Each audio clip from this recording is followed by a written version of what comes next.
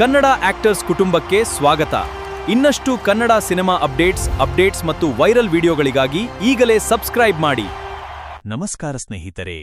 Big boss Kannada season 12ರ ವಿಜೇತ ಗಿಲ್ಲಿ ನಟ ಅವರ ಅಭಿಮಾನಿಗಳಿಗೆ ಒಂದು ದೊಡ್ಡ ಸುದ್ದಿ.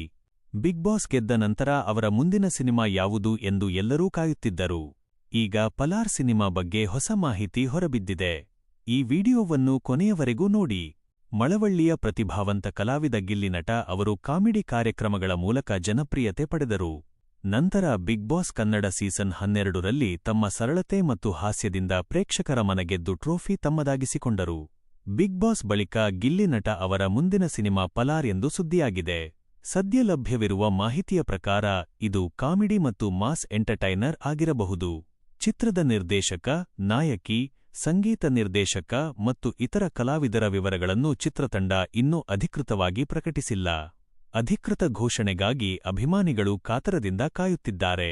ಗಿಲ್ಲಿ ನಟ ಅವರ ಹಾಸ್ಯ, ಮಾಸ್ ಡೈಲಾಗ್ಗಳು ಮತ್ತು ಮನರಂಜನೆಯ ಶೈಲಿಯನ್ನು ಮತ್ತೆ ದೊಡ್ಡ ಪರದೆಯಲ್ಲಿ ನೋಡಲು ಅಭಿಮಾನಿಗಳು ಉತ್ಸುಕರಾಗಿದ್ದಾರೆ. ಪಲಾರ್ ಸಿನಿಮಾದ ಬಗ್ಗೆ ನಿಮ್ಮ ಅಭಿಪ್ರಾಯ ಏನು? ಗಿಲ್ಲಿ ನಟ ಈ ಸಿನಿಮಾದ ಮೂಲಕ ದೊಡ್ಡ ಹಿಟ್ ಕೊಡ್ತಾರಾ? ಕಾಮೆಂಟ್ನಲ್ಲಿ ತಿಳಿಸಿ. ಇಂತಹ ಕನ್ನಡ ಸಿನಿಮಾ ಅಪ್ಡೇಟ್ಗಳಿಗಾಗಿ ನಮ್ಮ ಚಾನೆಲ್ ಅನ್ನು ಸಬ್ಸ್ಕ್ರೈಬ್ ಮಾಡಿ.